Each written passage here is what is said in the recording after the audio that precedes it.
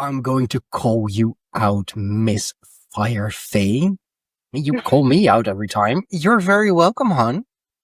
It's just how I show you that I love you, by calling you out while we're recording. So welcome, everyone, to the Greyhorn Pagans podcast. I'm here with the wifey FireFae.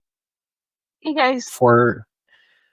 Gosh, how long has it been since you've been on with me, actually, on the podcast? What was the last one we did together? I don't even remember.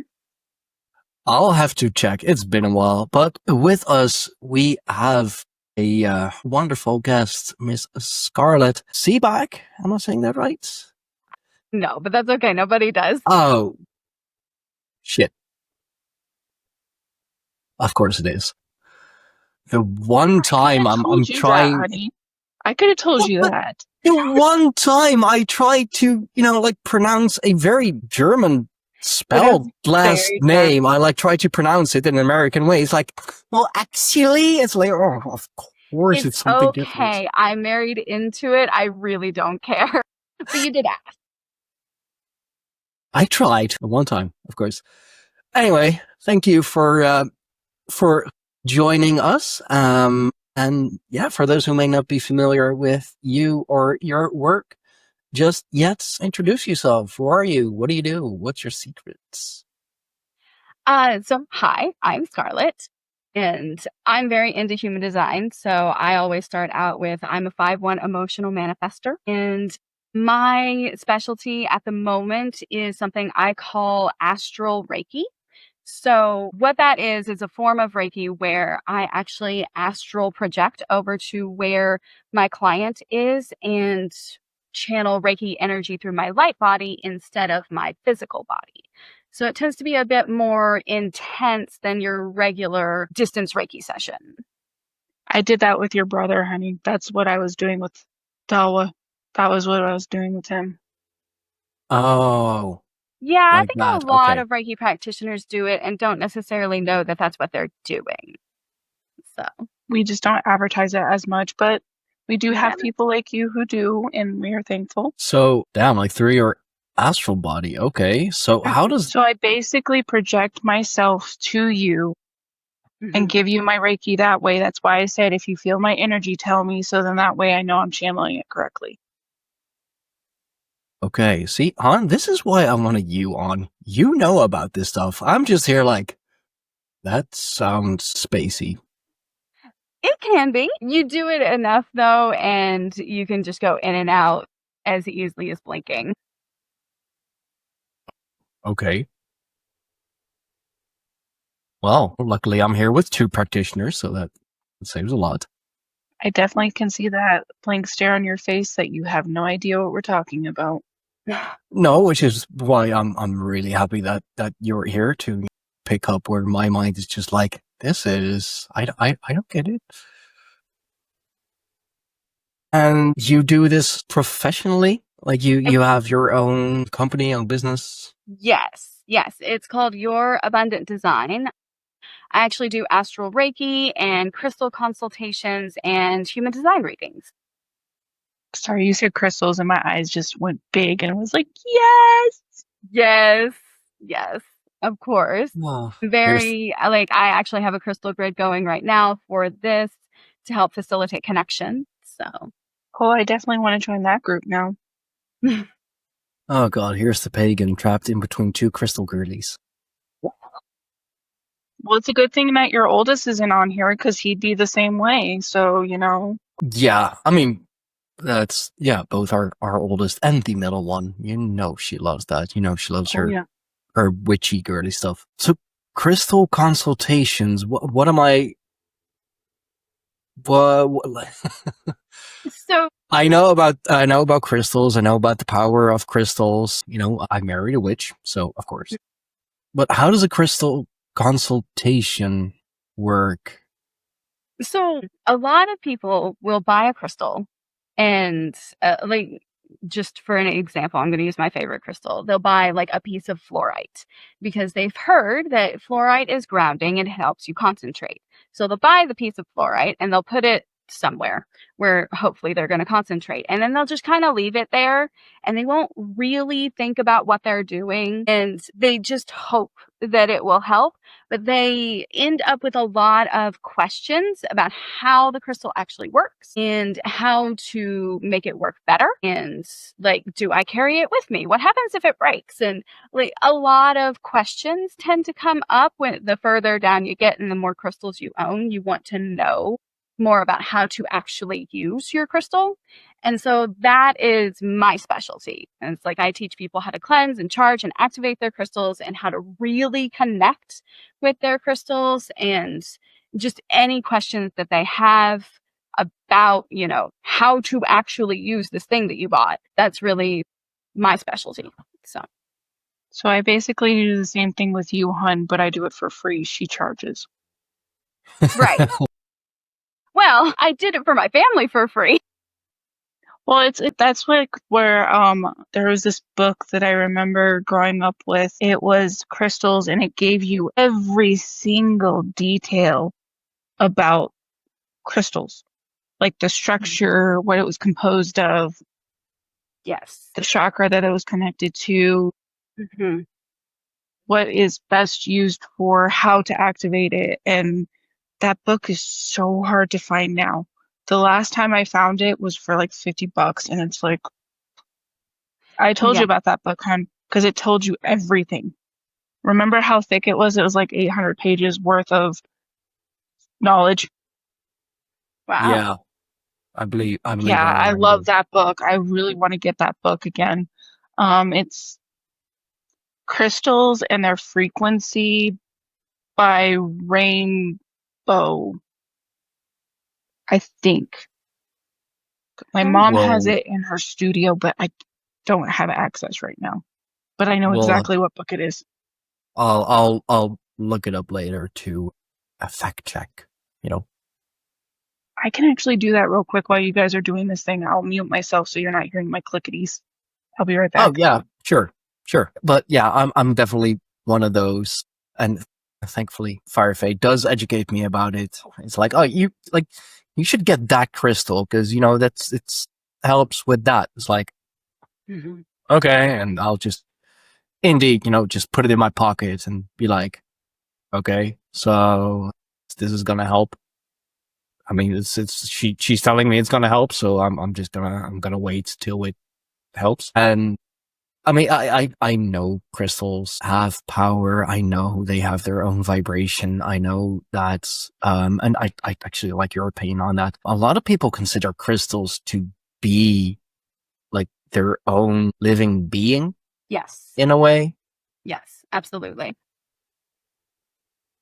So, but like, then how does that work? Is like every crystal, is it like different crystals are different species? Is it like kind of the animal kingdom that, you know, like you have a dog, but not every dog is the same? Or is it just, because this is really out of my, Yeah, I actually suppose you really could think of it that way. You know, dogs might actually be a pretty decent example. I tend to think of them more like plants, just because, sure, you know, yeah. a lot of plants have like medicinal purposes and that kind of thing. So you can use them in a more utilitarian way than a dog. Though, you know, we have hunting dogs and it works either way, really. We definitely use dogs. So either way, but so crystals have like this baseline frequency. And for each crystal, that baseline frequency is a little different. So it kind of operates on this principle of entrainment. So like how a crystal makes whatever it is that you want to make happen. Like it kind of holds that frequency. And since that crystal's made more of rock and we're made more of water, then it tends to win out on the whole frequency domination thing. Does that make sense to you? Yeah, it's kind of like a very real life game of, I mean, I guess rock, water, scissors in this case, instead of rock, paper, scissors. Oh, maybe a little. This is just the associations that I make. Like, welcome to my brain. No, welcome to having a younger one who plays rock, paper, scissors with you all the time. Yeah, Okay, fair. that. Yeah, so the crystal just generally wins the game of rock, paper, scissors. And so whatever habit it is that you're working on breaking with this crystal or you're working on creating with this crystal, like it just kind of helps you do that because it retrains the water in your system. Oh, That's water. why another reason why there's some that can't be in water, there's some that can't be in the sun, and there's some that can't be in the moon because it loses its luster or it breaks down. Right. You know, selenite's a really good example of that. Selenite's water soluble, so you have to keep it out of the rain, and you can't really wash it. You have to be super careful. And it loves the moonlight, but it's not a big fan of the sun. Because it cracks, hon. You know how, like, with my moon, I accidentally left it in my window and it cracked into 3 different pieces? yeah. That's what happens with selenite. Oh, okay. I'm learning all kinds of things here. I'm loving it. So that's another reason why there's a sunstone, because it can stay in the sun. And then a rainbow moonstone or whatever kind of moonstone can only be in the moon because it will break. And then, like, there are certain rocks that our oldest has that can't be in the moon because it will lose its luster. Yeah, and some of the ones that prefer the moon, you can sometimes get away with a little bit of indirect sunlight. Like some of my selenite, I will keep in the windowsill, but I've got like this big tree that blocks the window for the most part, so it doesn't get like a lot of sunlight. So it's fine, but overall, it prefers the moonlight. So, and if I did stick it in direct sunlight, it absolutely would crack. So, like with selenite, honey, think of it this way. That's why Selene's name is Selene, because she's the Yeah. goddess of the moon. Exactly. Selenite. Yeah. Yeah. I mean, that's where I got our baby's name is I was Selene. gonna say, like, you mean the goddess Celine, not, kitten, really. We have a kitten, a tortie. And she really has that tortie toot as well. A little matchstick tail. How did you describe it, hon? Jack-o'-lantern face? She has a jack-o'-lantern face. She has like the little orange circles around her eyes and then like some near her face. So she has that like little jack-o'-lantern face. She sounds adorable. Oh, she is the sweetest little thing. She'll tell you off, but she's the sweetest little thing. Yeah. And she loves knows magic. I mean, that's the funny thing is, like, with his boy cat, he'll be like, okay, you guys are doing magic, I'll just knock it off. With the little girl, she wants to just sit and just be with the magic and just like, she actually will raise her head as we're doing stuff. It's the cutest little thing. That's awesome. I love that. Yeah. Yeah. Her name definitely matches her for sure. And that's where, like, with the crystal hunt, so, like, just imagine that, where there's some that have the name like selenite, moonstone, that can be in the moon. And then with sunstone, it's strictly a sun. I mean, from the names, I gathered as much. Yeah. But I did send you that book, hon, that you can share. Yeah. I'll have to, I'll see if I can pull it up on stream, or stream, I guess. Because this book has been like my, like, you know how they have like the Crystalpedia or the Crystal Bible. This one has been amazing. And this has actually taught me my stuff too. So I figured to share it with Miss Scarlett so then she can look into it too. Yeah. Let me actually save it to my computer and open it as a single file. I wanna dox you, since your actual name, your government name, let's say, is how I have saved you on my phone. And it'd be kind of ironic that you don't do cam on the podcast. You go by FireFae for these kinds of things, and then it's like, oh, let's screen share, and oops, that's actually my wife's government name. Yeah, that would not be fun. Especially No. everything going on in my town right now. No, thank you. Yeah, yeah. I have a similar issue, which is why that's not my government name either. So Okay, this is the book that I was telling you about, Miss Scarlett. It's amazing. I never heard of this book. It has like loved. 800 pages. Let me go back to Amazon. It has 726 pages. Mhm. Oh well, I mean, that should Wow. be plenty. Yeah, yeah. And I- it's like 2.5 pounds. Like it actually has some weight to it. So Wow. I mean, with I love that book. 700 plus pages, you'd imagine. So yeah, wow. So for those listening who are not viewing this, the book is Love is in the Earth, a kaleidoscope of crystals. And this is even the updated reference book. So that is actually the book I had when I was younger. So it hasn't updated because unfortunately the author that did write this book, she did pass away from what I'm understanding. So they're not reprinting it. So that's why it's so expensive. Oh, okay. that makes sense, actually. Yeah. But So it's a yeah, great book. I mean, that book it's like a goddess sent. I mean, I love that book. And when I found it again, I was like, I'm going to get that book again. Hmm. Okay. Yeah, I'm gonna go see if I can get that book. yeah, and Han, if you later on have a link, I'll make sure Oh, that I it's actually take that back. She did not pass away. She's actually internationally known. She's actually from the state that I'm in, which I'm not going to dox myself. She does crystal workshops, private consultations, and awareness seminars. Oh, nice. So she's Okay. actually she has a bachelor in science and a master's in arts. Okay, sorry. I had to.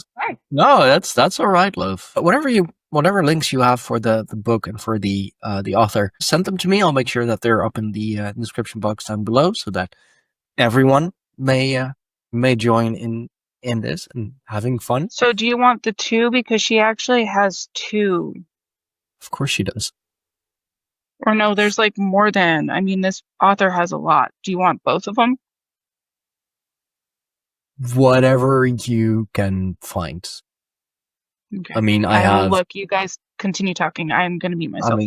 I'll be back. On YouTube, I believe I can do like 50,000 like letters and such in the description box. So Oh wow. should be plenty. Although if it is that much, I may have to update the description just to shorten it a bit. What I'm always wondering, like I always love to talk about just people's personal journey, because and I know my my wife FireFae, her gifts, like she's had them from a very young age, hasn't been really able to develop them until later on. And Han, if I'm I was 3 and then I got rid of them, quote unquote, when I was 15, and then I got them back when I was 26. So, Scarlett, how did you discover that you could do what you do, or is it something that you have trained yourself to be able to do? Okay. So I was kind of born this way. So it's kind of always been a thing that I could do. It's actually an amazing dissociative technique for anybody who's growing up in a traumatic household. So, and that's a thing that literally everybody can do as far as astral projection goes. You find yourself in a car accident and suddenly, you're watching yourself go through your experience. That's a dissociation, but it's also astral projection. So it's a fairly common coping mechanism for trauma. And, I, just like everybody else, had a somewhat traumatic childhood, maybe more than some and less than others. But so for me, that was a big thing. That was one of the ways that I coped. And naturally, there were other gifts as well. But just like FireFae, when I was about 19, I went on a medication that kind of turned all of it off. And it Sounds was like actually, my experience. yeah, Sorry. it was a somewhat startling experience for me, though, because I did not realize how much I had been using my gifts, like just to do simple things like drive. And yeah, I had been using kind of this like echolocation empath thing to figure out where other cars were on the road. And I had gotten to the point where I wasn't really even looking anymore because like I knew where they were. And so the day after I started this medication, I was on my way to work and I pulled into the other lane because I didn't feel anybody there. And there was somebody there. I just happened to look over and somebody was there. And that somebody was a cop. Oops. Yeah. Oops. This poor cop had to swerve over into the turn lane because I was just bebopping along thinking nobody was there. And naturally, he pulled me over. And I practically thanked him for doing so and said, thank you so much for not letting me hit you. I really appreciate it. And I'm very sorry. That would have been quite the different story. Yeah. And so that is how I found out that like basically all my gifts had been shut off from one day to the next. So that was super fun and went through life like that for, I don't know, about 8 years, give or take. Learned how to look before I merged. And yeah. And you remember, like, okay, I guess I have to use my eyes now. Have to use your actual senses. Yeah, like just the 5. I'm down to just the 5. Yeah, exactly. And so I went through that, and basically in my 20s, I was just in this extraordinary amount of pain, just all the time, all day, every day. And a lot of it was due to this medication, you know, side effects and all that jazz. And as I went off of the medication, that didn't fix it. And because it had done so much damage over so much time, that I started exploring alternative healing modalities. And first I found acupuncture, and that hurt like a lot. And I found that I really couldn't take it. It wouldn't now because I'm not in nearly as much pain now as I was then. But with the level of pain that I was in then, I found acupuncture to be somewhat intolerable. So I was reading a book one day, and I don't even know what the book was anymore, but it was talking about Reiki as a complement to acupuncture. And my very first question was, what's that? Never even heard of Reiki before. So I went on a mini quest to go find a Reiki therapist, which in my area was difficult. That is not something that is readily available where I live. So you kind of had to know somebody who knew somebody who knew somebody. But I did eventually find that somebody. Not necessarily in the yellow pages. No, she was not in the yellow pages. That's how it is here too. There's not many people here who do that. Unless you go further up towards the mountains. Okay. I mean, it's always the mountain folk, isn't it? Like they're not that bad. You know, mine was the city. You had to go into the city to be able to find these people. And so I find someone. And my very first session, I am laying on the table as you do. And she brings in this neighbor who used to help take care of me. And this woman has been dead for many years. And I just start bawling uncontrollably. And like just cannot get a handle on myself. And she does finally put like her hand on my shoulder or something and tries to calm me down a little bit. But I am so early on in my healing journey that like I am incredibly embarrassed by having lost my composure. And so I don't see this person again for like 6 months. Oh God. Oh, that bad? Wow. Yeah. Rough childhood, man. And so after 6 months, I do go back to her and actually have an experience where I don't cry my eyes out for 20 minutes. That's progress. Yeah, it was progress. And so I started seeing her once a week for like a couple of years before she finally suggests that I actually get attuned to myself. So, and in that time, I finally get the telepathy under control and the astral projection under control and like all of the different things that all of the different psychic gifts that had been coming back online, but I didn't know how to handle anymore. I got a handle back on them. So Man, that's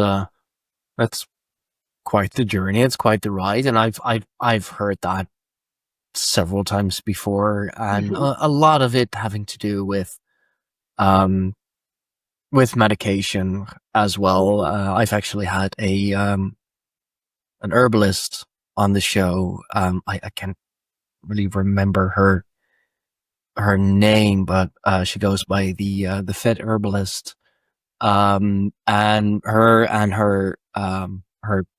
daughter, at the very least, they've been dealing with so many health issues like throughout the years, like up till like autoimmune even.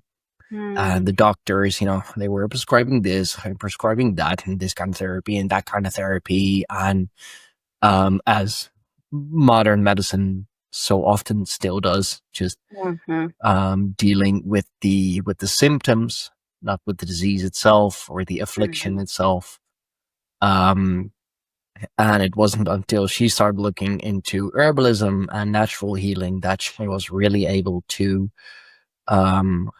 heal herself and live pain-free or relatively pain-free, and heal her daughter as well. So I mean, yeah, it's such. I mean, I've had experiences with that as well. Thanks to my wife, I've been more, or I've been able to be more open about this. I got diagnosed with Tourette's syndrome when I was 6 years old, and I've been on at least 2 or 3 different kinds of medication from 6 to, gosh, what was I? 20, almost like 21 ish.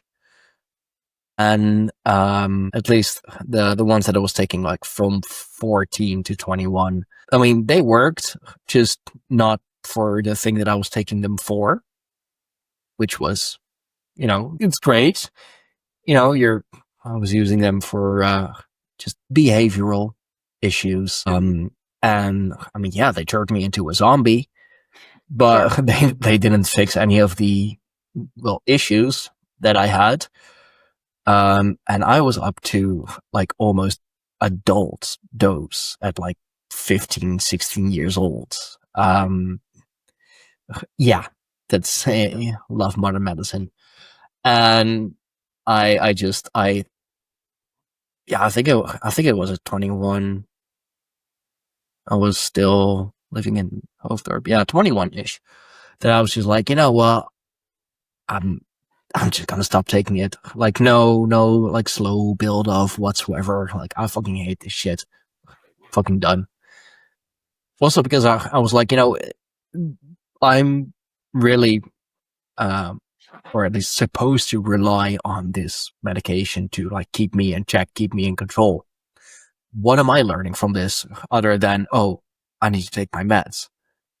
So I was like, you know what? It's also 21-year-old rationale, I do know a little better. I know that smart thing was probably like a slow build off, but I was sick and tired of it. yeah. You live and you learn. Well, and you survived, and that's the important part. Yeah. Luckily, I did survive. Still here, 33 years old, so it's been at least 12 years. 12 years. No, not going there. And yeah, I mean, at first, it was a process. Like, as soon as it's like everything is out of your system, because there's always like it takes a bit. Man, it was different. It was a process, but I've been feeling so much better ever since, and also being able to just develop myself, like personal development, spiritual development, character development, just so much more, so much better over the years. With some self medication here and there too, which also led to some issues. But again, 33 years old, I'm, sober. Like sober, I'm not doing anything aside from too much coffee. Hey, I have one vice, and like at least that'll be coffee. But yeah, it's such a familiar story. And Han, like you have, I mean, kind of a similar story. Like Yeah, that's what happened with my gift. I was never like really heard. I mean, my mom understood my gift and stuff, But when I went to a psychiatrist here, when they heard that I can see and talk to the other side and see them like as clear as day, it was a red flag. So because of all of that, and because of the fact that I also had ADD, they put me on a medication, and instead of the making me sick and stuff like that, it was more of it made me numb, and I had to quite literally go cold turkey, and it was not fun. I So, got lucky where that's concerned. Because also a medium, but my dad's a medium too. And so when I would talk about the ghosts, like my dad would be like, yeah, totally. and so that was one thing that I didn't have to worry about. He didn't like to talk about it, but he never thought that there was something wrong. So I got lucky on that front. yeah. That's fun being a medium together with your dad. It would have been more fun if he was willing to actually like talk about it and tell me what was up, but he at least didn't think I was crazy. Well, it wasn't like that. that's It was good. just more of like having a religious upbringing. We didn't really talk about those things. Exactly. And like with my gift, mine was the sight and the hearing. My Mhm. sister has the hearing or the sight, but not the hearing. My mom has the hearing, but I have both. And then my kiddo, our oldest, has the sight, hearing, and he's able to see where things are. We actually lost Celine recently, and my kiddo kept Recently, telling it's Stein, been a while. look over here. She's by water. Timothy is over by a red truck, a big truck. So Stein went both ways, and of course there was a big red truck, and they don't have trucks over there as much, so it was just like, what the heck? And then where we found the little one, she actually followed her dad to the store, but stopped and didn't go home because she got lost. Yeah, I went into the store. She stayed outside. I was just, doing my daily groceries. Came back out. I didn't see her. I was like, oh, she must have gone home. But that was when I just moved here and when I just adopted her. So she, quite literally had no idea where she was. I mean, she was just following me and then she lost me. Now she doesn't know where she is. And that was near a body of water. And with the other cat, Timothy, aka Big Red. He goes wherever I go. I mean, a little less now because he's old and lazy. No, he's seasoned, honey. He's seasoned. Yes, dear.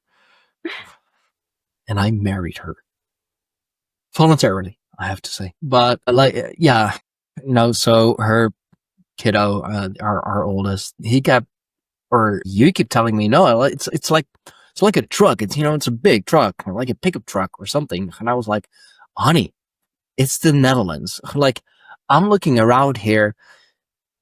These roads are way too freaking small for a pickup truck. Like, they take up like the entire width of the road, pretty much.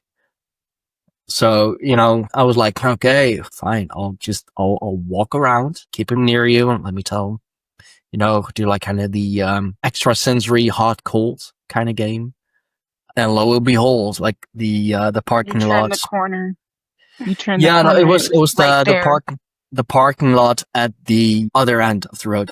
I have to point in the right direction. Other end of the road, there was a big, mostly red Ford Raptor, and that's where Timmy was. So I was like, okay, I shouldn't have doubted, because I was like, come on, it's the Netherlands. It's like, and I live in a small town. I mean, like, not the smallest, but still, 35,000 perhaps. Which for, US size is really small, of course. It's one neighborhood. But so I was like, what are the odds that, you know, in this small town in the Flower Bowl region where, you know, like it's elderly and families that live here, what are the chances that I'm going to find like a red pickup truck here? 100%. Chances are 100%. So As it turns And out. it was cute because he wasn't under the truck like I was picking up. My kiddo was like, Mom, Slug needs to look, because that's their nickname with each other, Slug. Slug needs to look in the bushes. He's in the bushes. And I was like, bushes? I'm not, oh, look over there in the bushes. And Timmy came running out. yeah, all And that's where insulted. it was like with Celine, I kept hearing in my head, I'm lost. I need my dad. I'm lost. And my kiddo kept hearing water. And he's like, Mom, Slug needs to go find water. And I was like, I don't know if there's water, dude. So Honey, it's the Netherlands. There's water I know, everywhere. but in that area where you were, I didn't know. So you went back to the bridge and she heard you or smelled you or something, and she came running. Yeah. Like, you found me! You found me! So it's like I grew up in that too, where it's like it was okay to have those gifts too. It just with either side of my grandparents, we didn't talk about those gifts. And I mean, my mom, she encourages it as much as she can. And that's where, like, with the medications I'm on now, I'm fairly sure that, like, when I'm on something that doesn't feel right, I'm able to communicate and then they knock my dose down. So then that way I'm not numb anymore, which is perfect. So that was my experience growing up is it completely numbed me to the point where I wasn't getting my visions anymore. I wasn't able to communicate. And I thought I was going insane because it's like, where are my, like at the time, it's like, where are my friends? Where are my invisible friends here? Like, what's going on? So it was very hard. Yeah. Yeah, it definitely is a difficult experience to have all of that just Go one day away. here.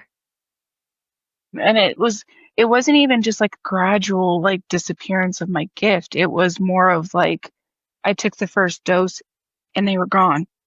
Yeah, it was the same for me. It was like one day I had the multicolor experience, and then the next day it was just gone. And I voiced it to my mom once I was off of it. Like, you know how it goes through your system and stuff? I voiced it to my mom and I was like, Mom, I don't feel right. Like, this doesn't feel right. I feel weird. I don't feel right. She's like, it's just the first day. You're gonna feel weird. It's the first day. And then as days turn into weeks, weeks turn into months, she noticed that I was numb. I was quite literally just numb.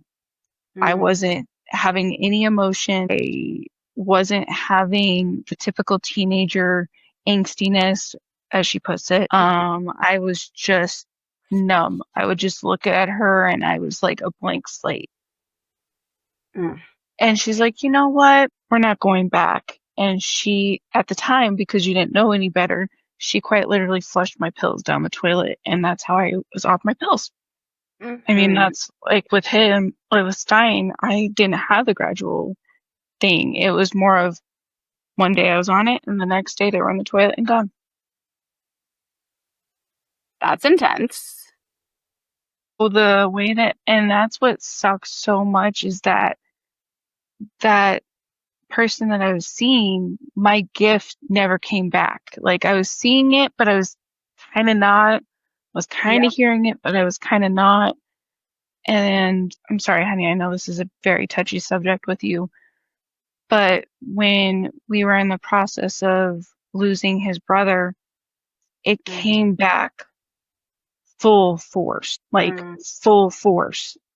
And I kept telling Stein, I was like, you need to check on your brother. You need to check on your brother. Something's not right. You need to check on your brother. I'm cold. I don't feel the warmth that I usually feel when I feel him. You need to check on your brother. And he's like, honey, it's the weekend. I don't have a car at that time. I can't get there. My sister's at mom and dad's. I can't. I was like, honey, you're not understanding. You need to get there. Something is wrong. Yeah. And Monday rolled around and his sister found his brother. That was on Sunday Sunday. night, Monday, I don't remember, but his sister found him. It was Sunday morning. Actually, you don't forget And those you things. called me, and before you called me, I already knew what the call was about. And that's where it's it was a Sunday morning. I had a weekend of work. I was working security at the airport. So, to have a weekend off or a Sunday off, I mean, count your blessings. But I was just like, I remember him calling, and I remember having a dream getting a call, and I heard my husband's voice break, and it was just like that fact that it hit me so hard and fast, and the way it came back was just, I'll never forget having to walk his brother to the other side as I'm screaming with him to come back, because it's like, I don't want this to be real. And it was just like, it was so hard because, like, it's my gift. I have dreams like most psychics have. And I had every single kind of dream that you could think of a way that he was going to go. And I kept telling it, like, Stein told me, I was like, honey, I keep having these dreams about him. Something's not good. This isn't good. No. And then you told me afterwards you were too scared to tell me about the dreams that you were having. That too, I told you one, and you told me it's okay. It's just a dream. He's fine. He's okay. I was trying to rationalize it. I knew my brother wasn't doing well, so I was trying to rationalize it, of course. But. Sure. So I kept it down, and like I got to the point where the last one was how it happened, and I was so scared to tell him, because it's like, how do you tell your partner that you're seeing their brother do every kind of mean to just get rid of the pain that he was feeling? Yeah.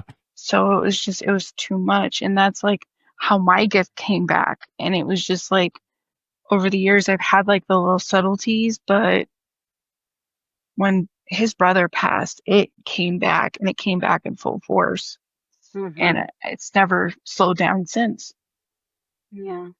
And as I like telling people, I have two anchors in this world. I have the oldest brother who's living, who's right here breathing. And then I have his brother who's my anchor to help me cross the souls with my job. So, I mean, it sucks saying that, but it's like, I'm glad that I have both, because if I didn't have the one anchor on the other side and Stein on this side, I would have probably been lost at some point. So that's how my gift came back. That's intense. It's really intense. Mine came back so dramatically. Well, and that's where it's like, when I tell people how I got my gift back, they're like, how did you get it back? And I tell them, and they're like, that's morbid. And it's like, yeah, I know.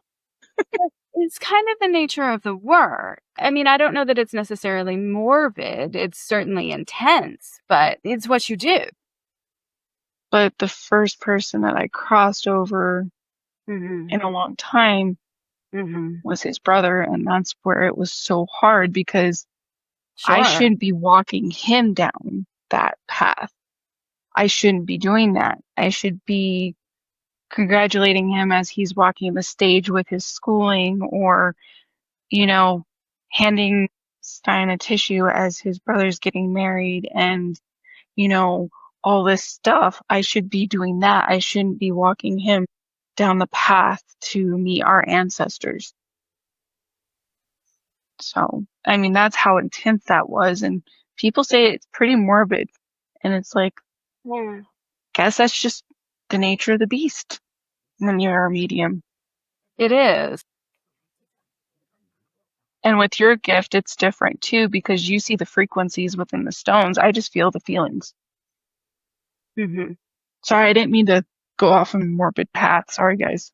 That's fine, babe. Nah, I mean, to me, like, to see the future isn't necessarily to change the future, it is to prepare for it. And so to see all of that, I mean, to my way of thinking, just because I I see it whenever I'm stressed, I always end up in the future.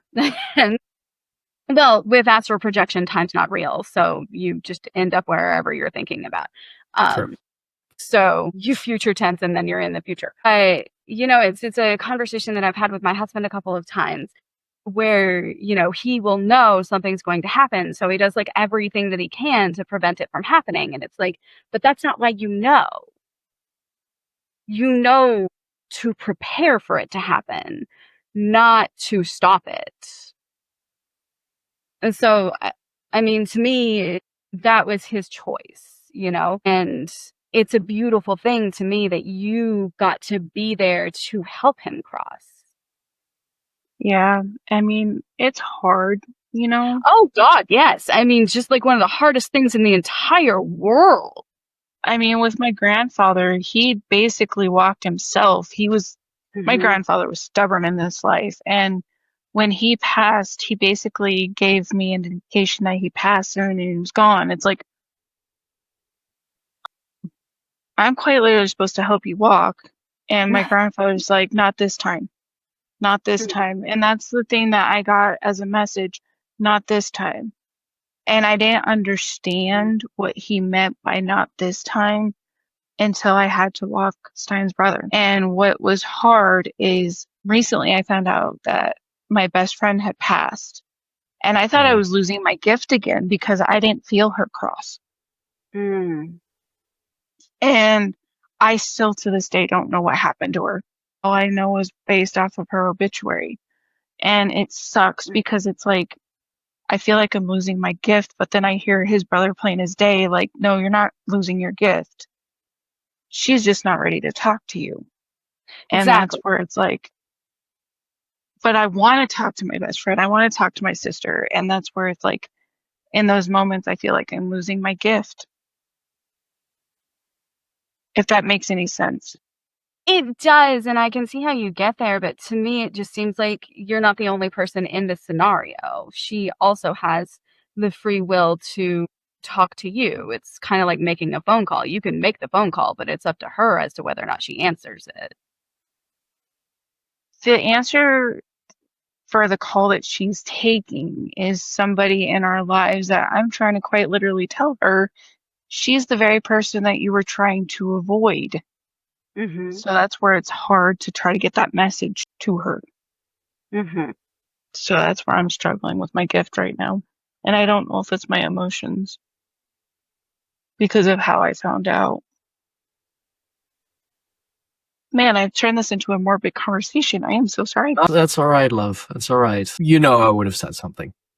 I know, but you know how Charity doesn't like me talking about her death like that, though. Well, then she should have stayed. I mean, I'm very. I mean, it's also the Dutch in me. I'm very matter of fact about these things. Us And Dutch. I'm the very emotional one.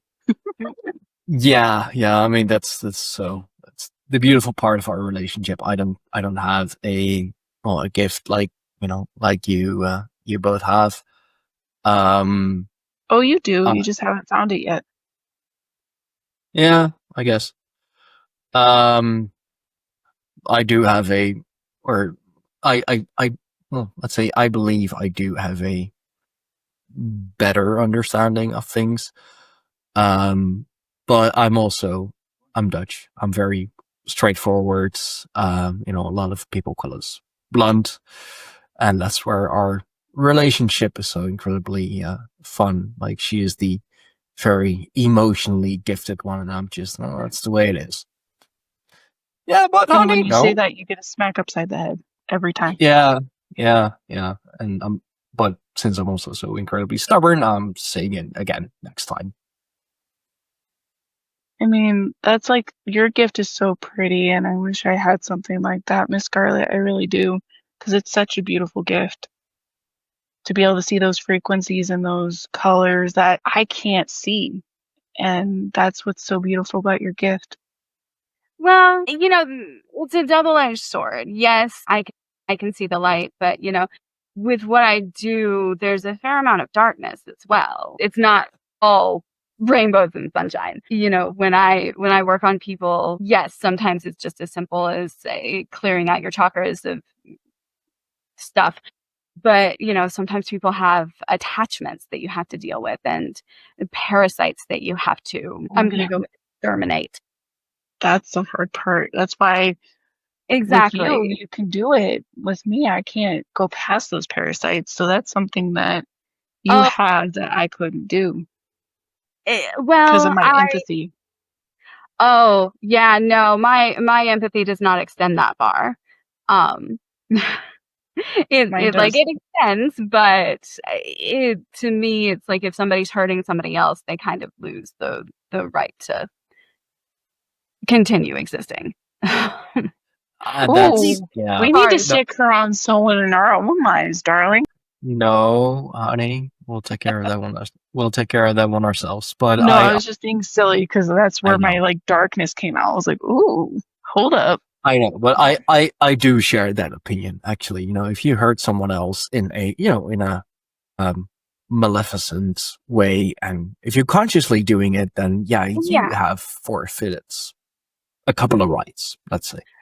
Yeah, that's what happened this week. Is I had to walk a soul that I didn't want to walk again in a manner that shouldn't have happened. And the person that ended up doing it was like, well, what about me? And it's like, nope, you have no business. So, I mean, that was where it was hard with that one is I didn't want to because I knew this soul had 3 beautiful children here. And the other one that took his life too, he quite literally was like, well, what about me? And it's like, nope. And that was the hard part, saying no, because I'm such a good person. I'm like, nope,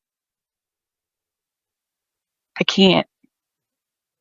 And that's where it's like, what do you mean you can't? And I quite literally snapped that cord super fast because it's like, nope. Nice. And I think that's where, my gifts suck sometimes. But you meet people that you don't want to. Yeah, this is one of the main reasons that I don't work with the dead very often is because they don't have great boundaries, and I feel like I don't have the best relationship with boundaries, and mine are a little too malleable to handle that. And so I just want to applaud you for a minute for actually having a boundary where that's concerned. And really, it was my anchor. It was my anger with the situation that made that boundary possible, though. Hey, whatever it takes, I mean, it sucked, but I mean, that's where it's so hard with all these gifts that people have is like you said, Miss Scarlett, the boundaries are they're hard sometimes. Oh, yeah. I mean, this is my question then for Reiki purposes, because I do Reiki as well. Mm-hmm. How do you do that boundary where you say no? How do you put that boundary up of saying no? Well, in what context? Like when you said you get the stickies and the ickies and all of that, and how do you not have it quite literally attached to you? Because I've had that issue too, where I've tried to clear something off of Stein from his ex. Mm-hmm. God, those are nasty. And somehow they attach to me. Oh yeah, they do. It's a fascinating process because what I do, because parasites, they can be anywhere on the body. So I always give them just a little bit of a tickle and literally get them to attach themselves to me, and then I use the violet flame to burn them away. How do you access that violet flame? Because mine is more of a pink. The cop-out answer is I just do. Give me a second. Let me think about that. I'm just curious because, like, while you're thinking of the answer, like, to give you a little bit of a background, Hmm. his ex, his kid's mom, Hmm. she's very, very nasty when it comes to energetic stuff. This Mm. last time, she quite literally, as I was doing my daily, check-ins with, the other side, she quite literally blocked me from being able to come back. And Oh. that's where it's like, I don't know how to get those attachments to go because, like, in that part of Stein's essence, I guess you could say, is a very dark place. And she was able to trap me there. How can I Mm. get myself, like you said, to use that violet flame? Uh, okay. I've had a second to think. There is a book on it, on how to access the violet flame. And I think it's literally just called something like How to Access the Violet Flame. But I remember the first time that I did it, I was receiving, actually, I think it was an acupuncture session from somebody who knew how to do it. And she called on Master Saint Germain Oh, for, he's actually on one of my decks. Okay. okay. He is the keeper of the violet flame, and basically you just ask him to bestow it upon you. You know, if you want to get like real ritualistic about it, use whatever words you want there. But I can and so actually it use that kind of, card. Sorry. yeah, there you go. So it kind of is just that simple, and then I just envision it. I think they have you start out envisioning it coming into like your heart chakra and like coming out of your body through your heart chakra and just like enveloping you. I know the practitioner that I saw, she basically just stuck a campfire version of the violet flame underneath our table. It was adorable. So you can do that as well. Like for me, these days I use it so often I can engulf a house in 2 seconds. But well, it's spiritual. I'm not gonna like literally burn the house down. Yeah, that's the Oh. That makes sense because, like, as I'm reading the message from my Oracle deck, everything that you've said makes sense now. You've kind of okay. put it into a perspective that I needed. Happy to help. And Because this I was book reading is over his, because he actually had this card and I was reading it and I'm like, Mhm. I don't understand this message. And that's the first time I've ever done a reading for you, hon. And I'm like, I don't understand this message. Hmm. from Saint Germain. Honey, you Yeah. should watch the show that I did with. Ooh, I believe that was John Hernandez, the very first alchemist that I had on the show. We talked about Saint Germain for a little because he is one of the very first ones, of course, or one of the, well, let's say more well known ones. I Mhm. was just curious about it because he is, or is claimed to be, And at it's least, and interesting I that do you believe guys are that one of saying the violet ascended flame. masters. It's Okay. funny that you, I'm not saying it's funny. I'm just saying it's funny that you guys are calling him the Violet Flame. On his card, that is quite literally his tag, is Violet Flame. Yeah, Alchemy, release the old, make way for the new. I needed that today. Thank you, Miss Scarlett. you're so very welcome. And now it makes sense. Okay, I'm gonna do some more reading on him. Thank you. Hmm. The Because I was Count of just like, I'm Saint. curious because you said there's ickies and stuff like that, and I'm like thinking to myself, I quite literally take on these ickies sometimes, and I don't know how to get rid of them myself. That is the basic way to do it. It depends on like I just call them parasites. So it depends on the parasite. If you have a stronger one, you may end up needing something stronger. Honey, look at the Divine Masters Oracle. That's the other one that I have. I'll look Okay. into it. Sorry, I didn't mean to interrupt, Miss Scarlett, but continue. Okay. So yeah, if you end up with stronger parasites, you need stronger um mechanisms for disposal. Yes, that's a So, kind. what would you recommend for somebody who's still learning how to? Because, like, I can do clear the chakras, I can do those all day Sure. because I've done it with Stein all the time. How can you tell somebody who's still learning how to do the clearing of the ickies, as I Mhm. like calling her little minion that she sends. As I mean, I shouldn't call them minions, but they are quite literally her minions. Sure, sure. And yeah, I mean, people throw parasites at each other all the time, so that's absolutely a thing. The very simplistic way to do it, the way that I tend to do it, is wherever it is, wherever it's hanging out, I always just take my index finger and just tickle it a little bit so that it'll transfer itself from wherever it is onto your hand, because it's less likely to do damage that way, because those things have teeth. Yeah. And then channel the violet flame through my hand so that You quite literally burn it from the inside out. right. Do you recommend doing it with your non-dominant hand or your magical hand? I always do it with my magical hand. Like I Okay. always use my right hand. I don't suppose there's any particular reason. I was just curious of like which one you would recommend, because I use the Reiki with my right hand, and then I channel the residual or the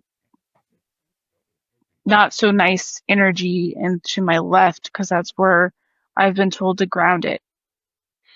Well, if you're using the violet flame, you're not really grounding the energy so much as setting it on fire. So it tends to like ash upward and transmute into ash. So it's not really being grounded so much as it is being killed.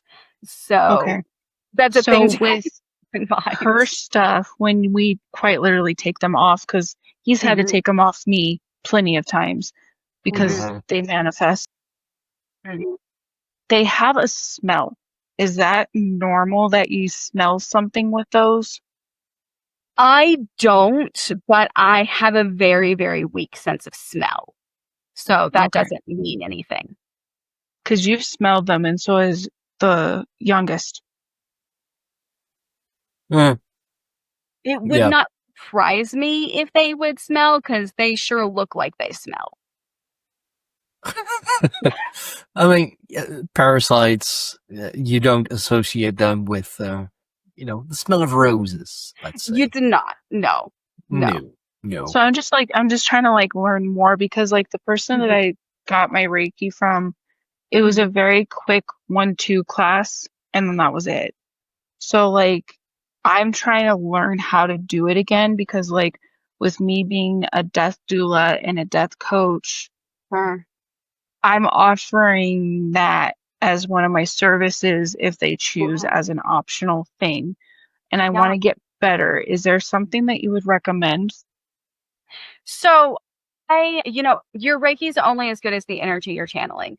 And so one of the things that I really like to do before I do any Reiki practice is a grounding practice before I get started. And so the grounding practice that I use that I highly recommend because it makes your Reiki energy so much stronger. And I did not learn this in a Reiki class. I kind of made it up, but I think it works. What you do is you think for a minute and kind of tune into the galactic energy at the center of the galaxy where that big cluster of stars is. And you Okay, I know what you're talking about. okay. Yeah, and you envision that white light going all the way down into your crown, third eye, throat, and then heart chakra, but it stops at the heart chakra.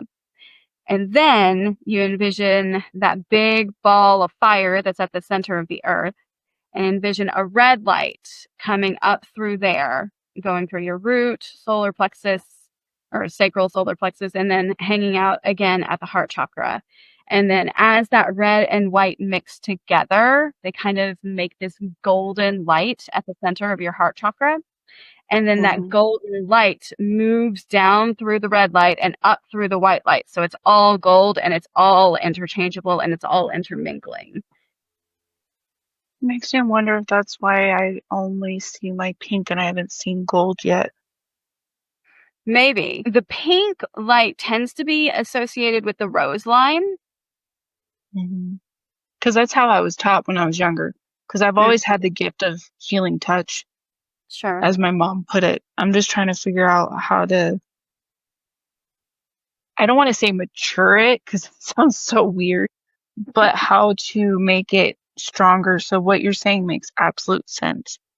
And that's the that's the grounding technique that I use for astral projection as well, because it's also kind of protective at the same time that it's like moving a lot of energy through your body. So when you're doing with your client, do you do that grounding first and after, or just before? Just before, I actually have this little ball of dirt that my husband made me. Oh, I love it. That's cute. I love it.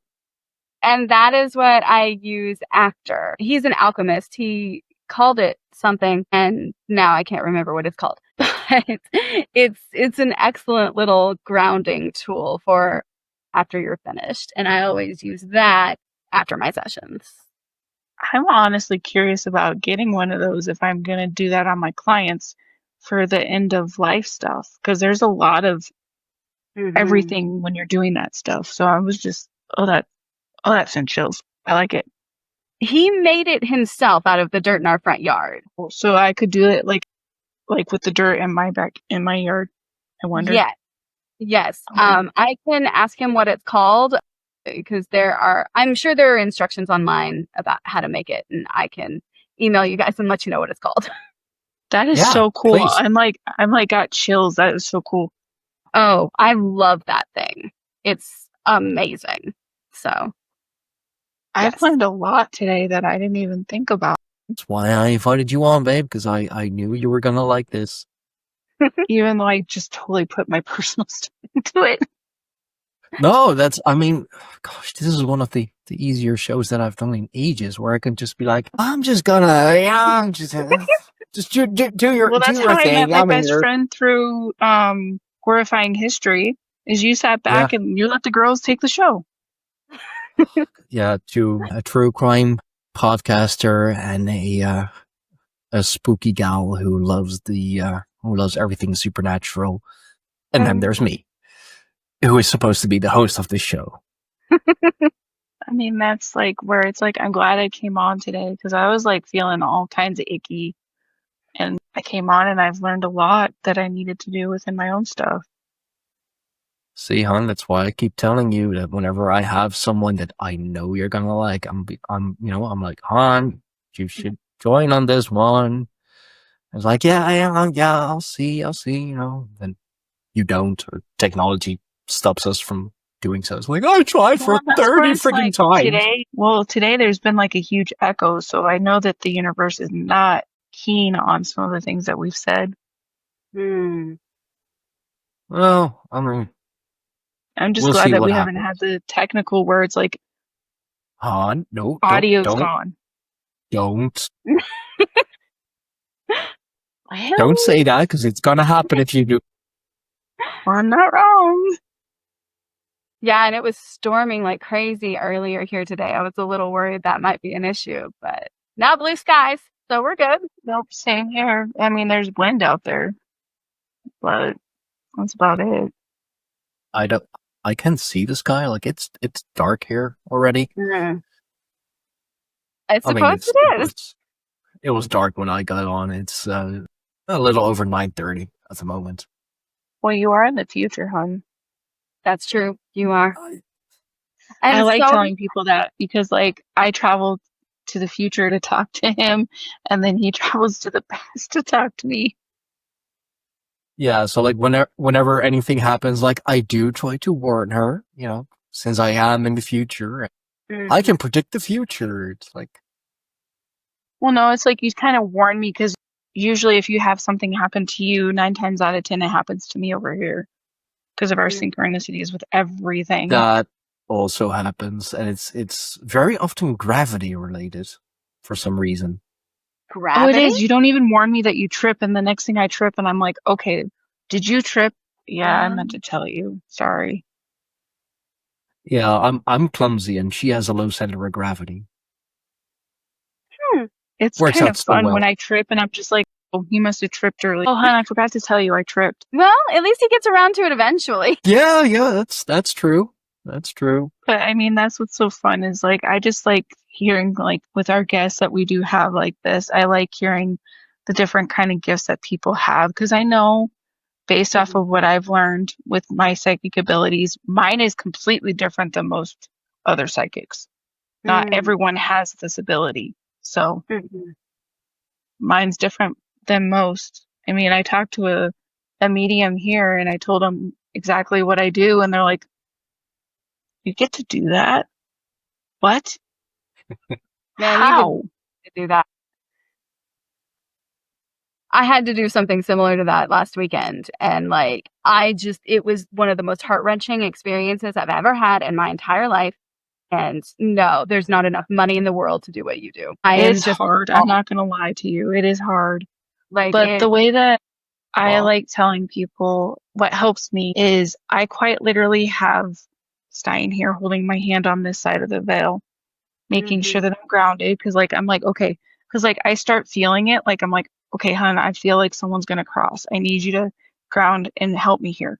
So, like, when I start feeling it, I tell him and he's grounding it. And then as I'm saying it out loud, the other side hears me, which is his brother. So then he quite literally meets me quite literally at the point where I can't go. Because if I do, then I'm on the other side. So he quite literally meets me at that threshold and he helps me guide that soul. So he basically does all the hard work. I just do the easy walking. I mean, don't underestimate yourself, hon. Seriously. I mean, it does take a lot out of you. It does, as a death doula. And that's the thing with my clients that I try to do, is that I don't say it out loud, because I have some clients who don't believe in this woo-woo stuff, which is unfortunate. But I quite literally tell them telepathically, saying, when it's your time and your soul detaches, find me. I will guide you where you need to go, and it's free of charge because you're already dead. I mean, I know that sounds bad, but that's basically what I tell them. Is like, I can't charge you for this extra step because you're already gone. I mean, it sounds so bad saying out loud. Like, would the afterlife have a prepay packaging? Would the afterlife have a PO box or something?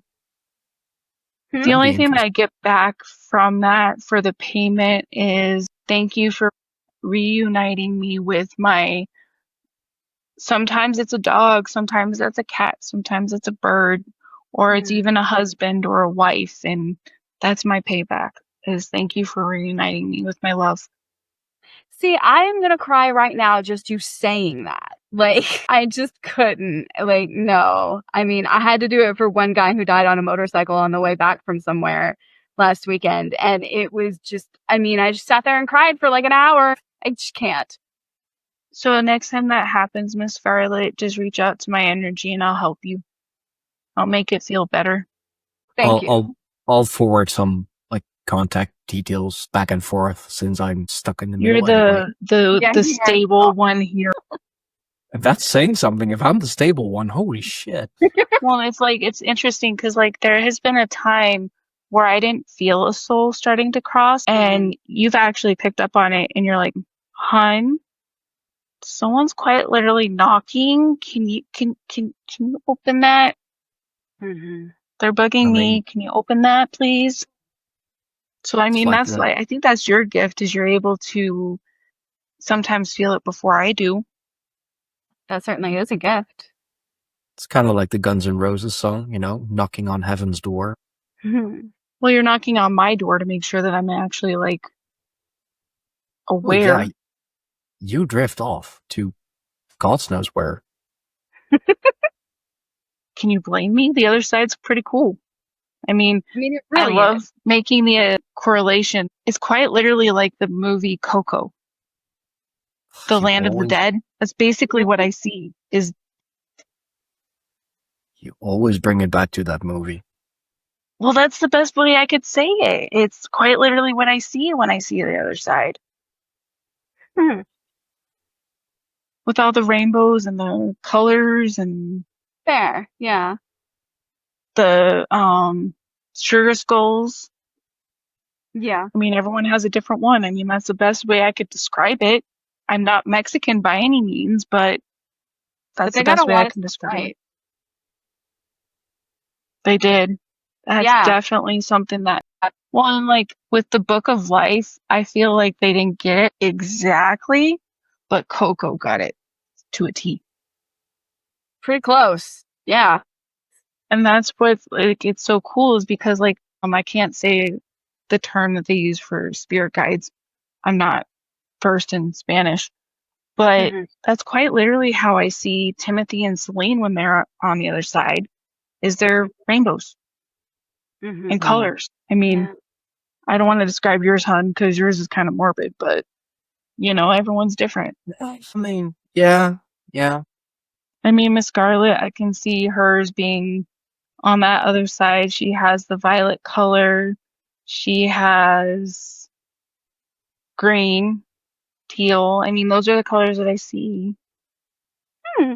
I mean, I see color in a different way, I guess I should say, rather than crystal. Yeah, that's Yours like just looks like a death mask from rock and roll concerts. I'm sorry. You just have the death mask. Oh, hell yeah. I mean, something tells me he's into that. So Yeah, Hey, he's my metal I'll dude. dude, I'll take corpse paint any day. That's fucking hard rock. Hell See, yeah. that's his corpse mask. With Miss Mhm. Scarlett's, hers is crystals and flowers and stuff. I mean, that's what I see. I like it. I mean, I see Good color in thing, a different way. That's good thing you're here. Hmm? Good thing you're here, because, I mean, as you said, you know, I'm the hard rock, you know. Yeah. Metal That's me. dad. You're the metal dad. Yeah, 33 years old and I'm still in the pit, and then afterwards I'm like, oh, I'm getting too old for this shit. Meanwhile, I'm on the wall and I'm like, you're gonna get that later. Stubbornness. Yeah, I mean, I'm yeah, older than you, so I'm like, you're gonna regret that later. So I'm like, oh. yeah. I mean, you've already been there, so yeah. But I mean, I think that's what's so cool about these gifts, and that's why when we have guests who do have a gift, it's kind of fun hearing their side of their gift Yeah. and how it works with them. So, Miss Scarlett, if you ever have to have somebody to help you cross a soul, I'm here. I appreciate that. It is not Because I something know that it's not easy for everyone. It's not. no. That is an emotional roller coaster for me. It is not something I enjoy. Well, I mean, that's how it was with his brother. I mean, that's how it was with his brother. Mhm. His Opu, on the other hand, oh my My God, she was my running before I could even get her over there. She was running. She's like, Oh. bye, I'm done, bye. my, my grandmother from other side. Then again, she was almost 95 years old, But she and she basically was. waved to me and said, Tootsies, doody, and then just ran I mean, off. like And it's like, okay, bye. her husband has It was been nice there watching you since. too. Her husband You has know, been there since 1989. All of her brothers and sisters were there already. Like she was, you know, she the was last gone. one She was just standing. gone.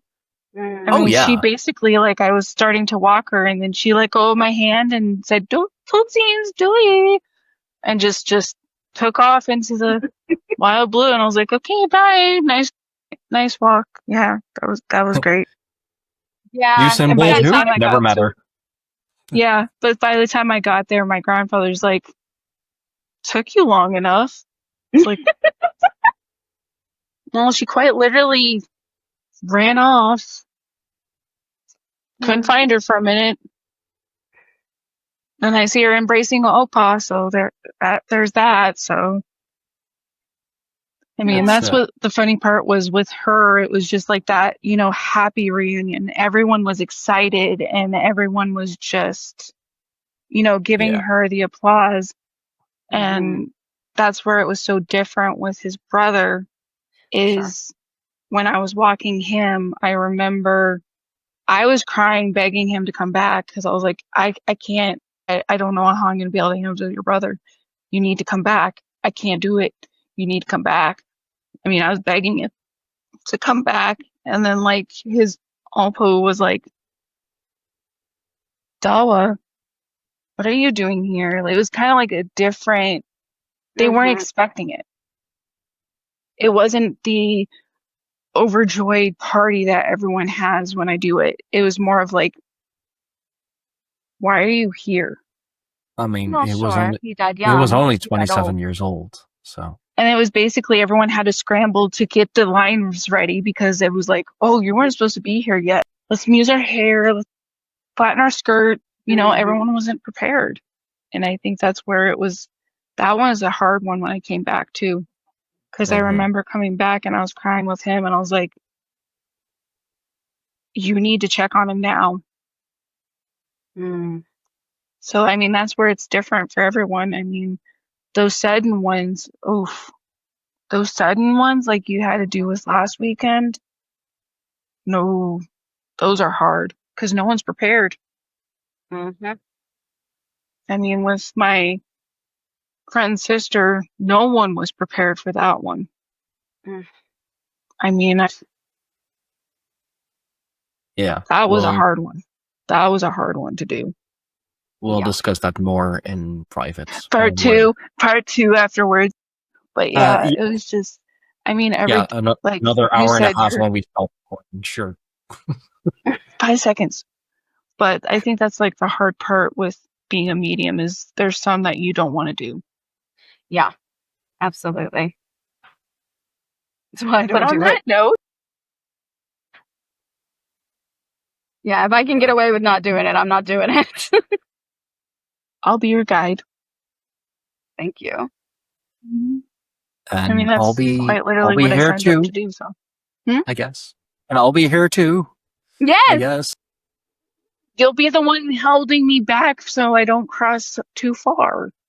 There Yeah, you go. And okay, I'm not letting the Scarlett go too far. So you're quite literally so I'm helping her walk and you're making sure that I don't quite literally leave the crowd because I'm so short.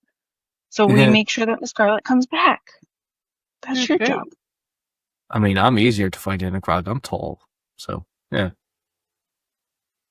I was going to say something else, but I'm not going to call you on a podcast. So, Save that for when we stop recording. but thank you, Miss Scarlett, for a lot of insight that I didn't even know that I needed for my Reiki.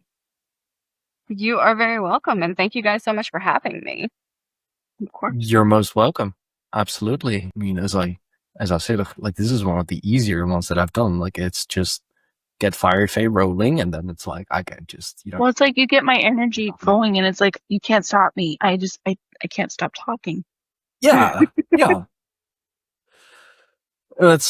I mean, Han, that's why I keep telling you that you should join me more again on, Greyhorn Pagans podcast, because I do have guests that you like, and I I know, told but you with my medium stuff, I have to sometimes tell you to stop for a second. I mean, that's the hard part sometimes, especially with me sometimes, opening those doors again. only sometimes, yeah.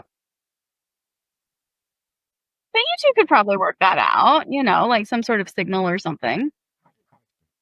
I'll probably have to vibrate his phone because I can't give him the signal on a blank screen.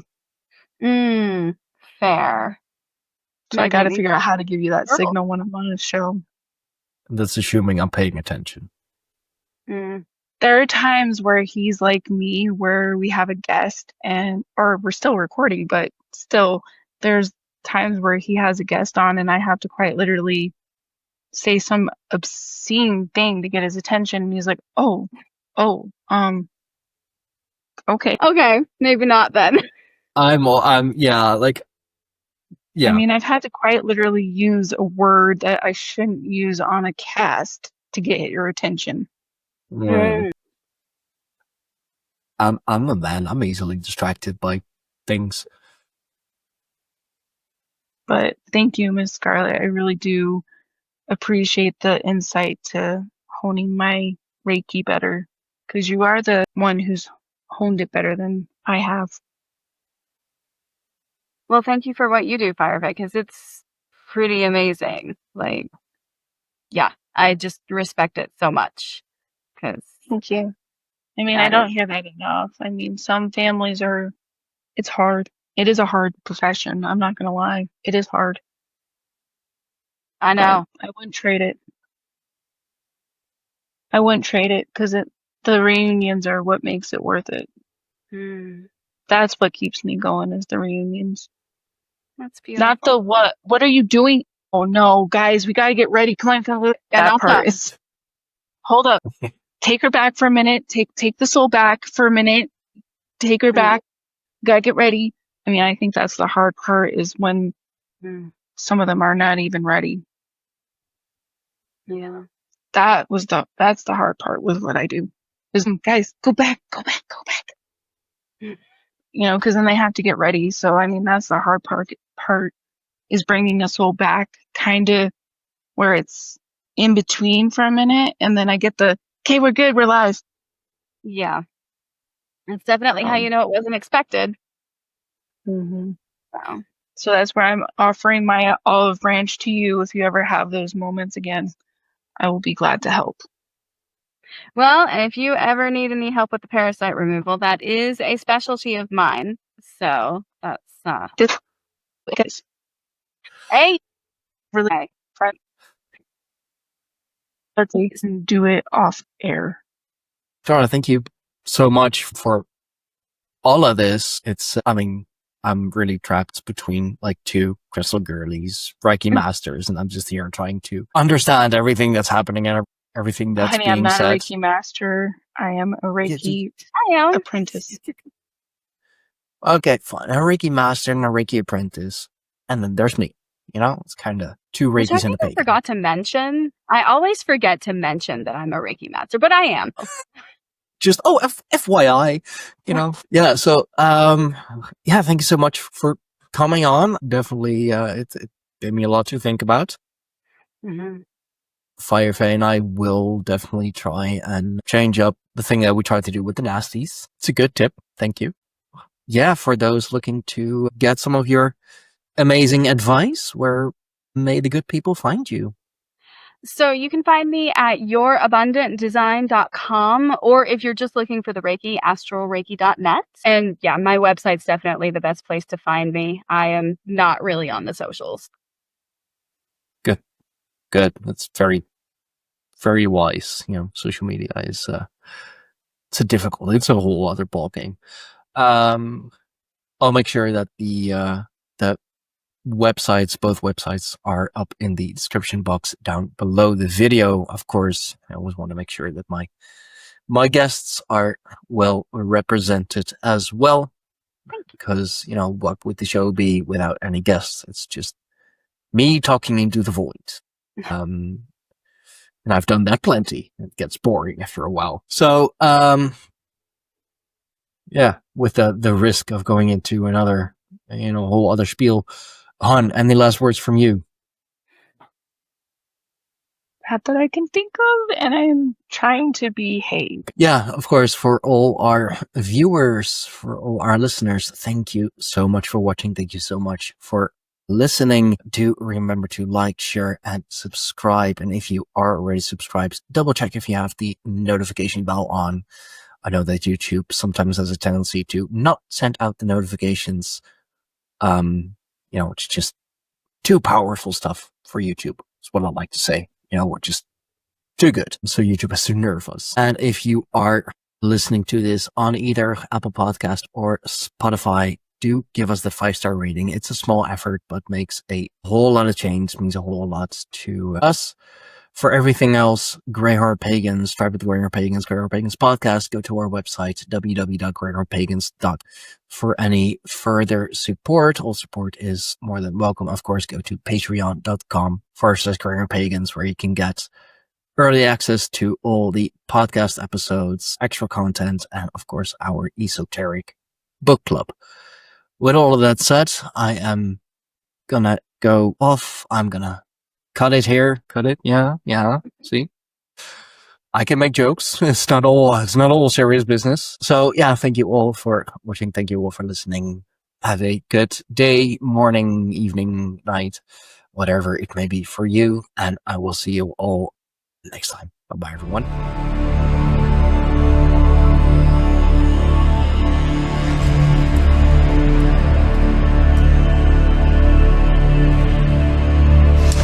This was yet another amazing episode of the Greyhorn Pagans podcast. We thank you all for watching. We thank you all for listening. Remember to like, share, subscribe, and hit that notification bell so you will be notified whenever we upload something new. Support us on Patreon for early access and for everything else that we do with the tribe, for everything else that we do with the podcast. Find us on www.greyhornpagans.com. For now, we thank